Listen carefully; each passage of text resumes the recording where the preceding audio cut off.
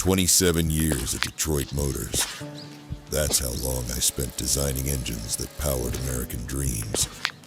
I still remember the day I walked into HR. The room felt colder than usual. We're implementing AI-driven design systems, Mike. Your position has been optimized. That's corporate speak for replaced by an algorithm that never needs vacation days. I cleaned out my desk while younger engineers averted their eyes. Some had trained the AI using my own designs. The parking lot looked different that day. Empty somehow.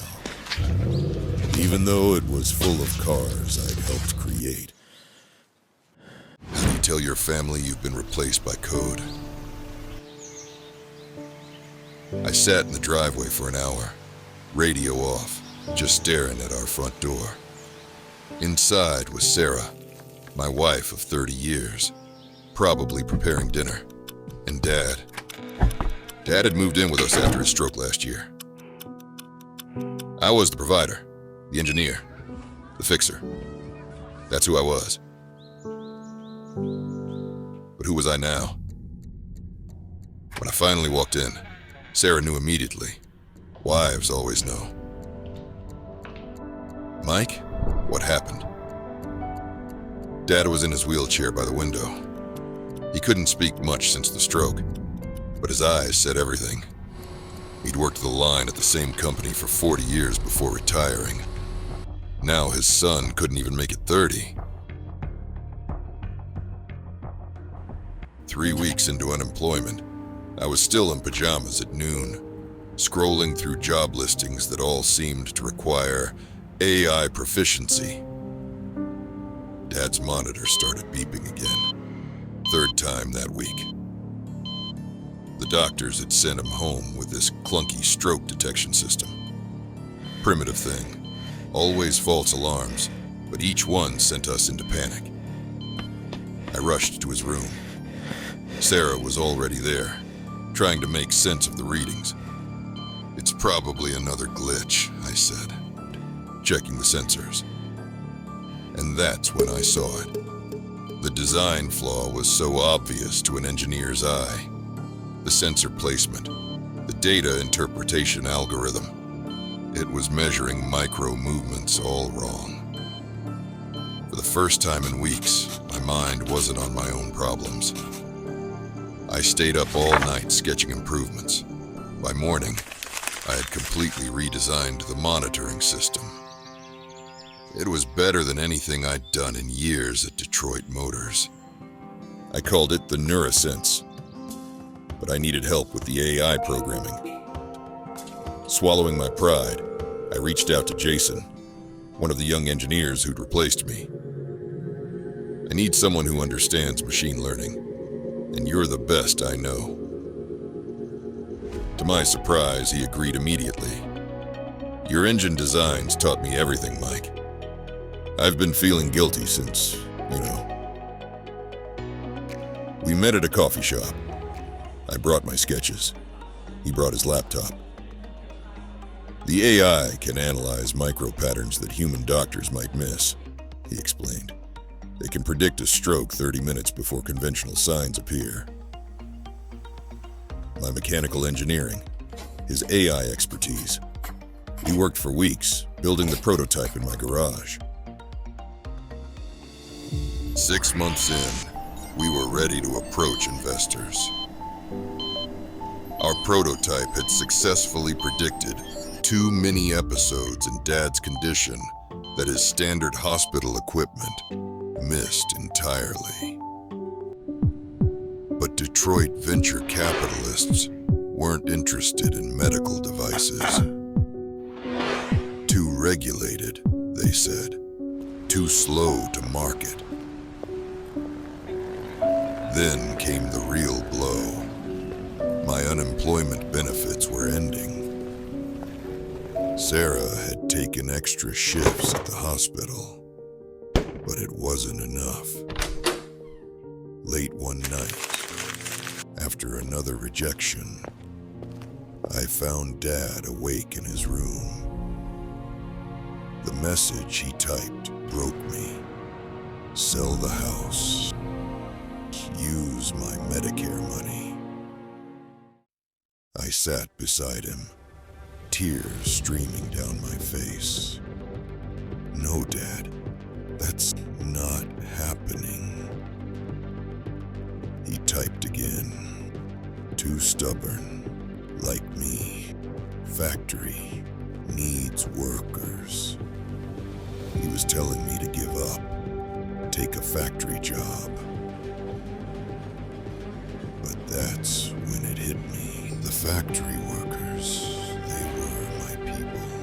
And they were being replaced by automation too. 3 months later, we launched Revival Motors.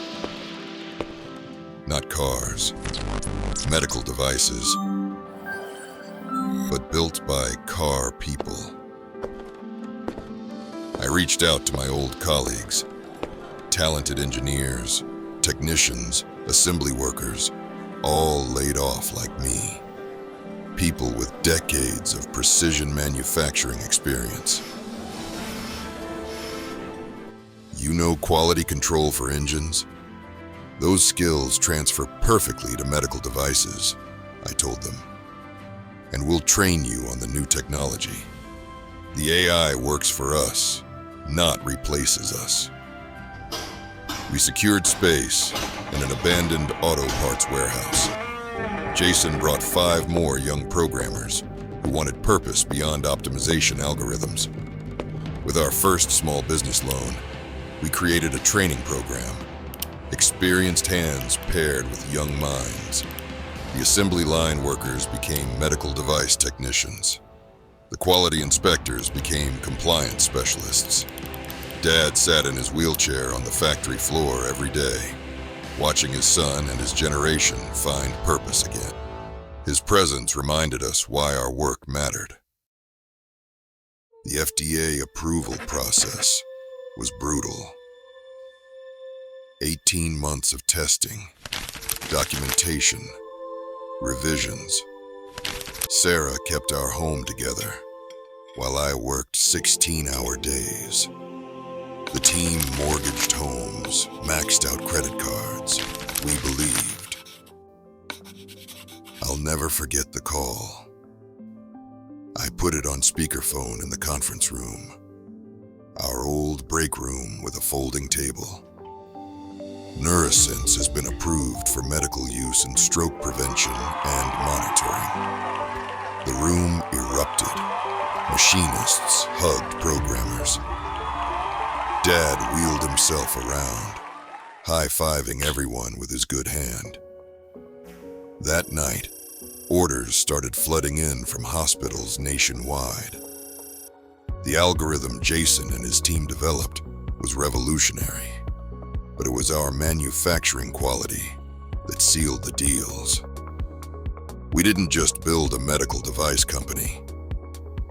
We built a blueprint for the workforce transition everyone said was impossible. 3 years later, Revival Medical employs over 200 former automotive workers. Our devices have prevented thousands of strokes nationwide.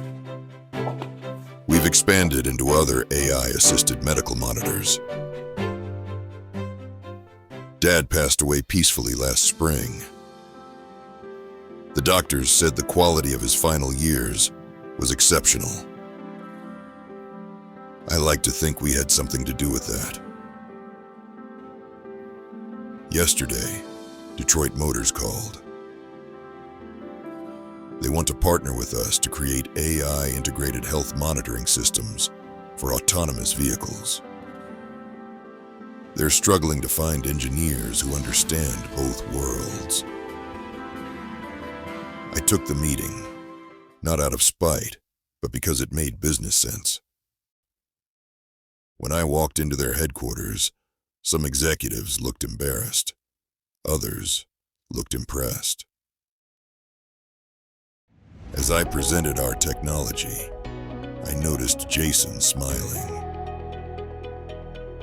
We don't just employ people replaced by AI, I told them.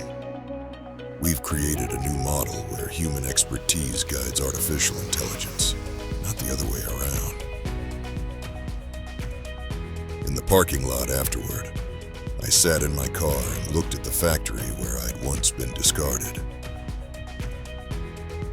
My phone buzzed with a message from our production floor. The new line was ready, and they needed me back home.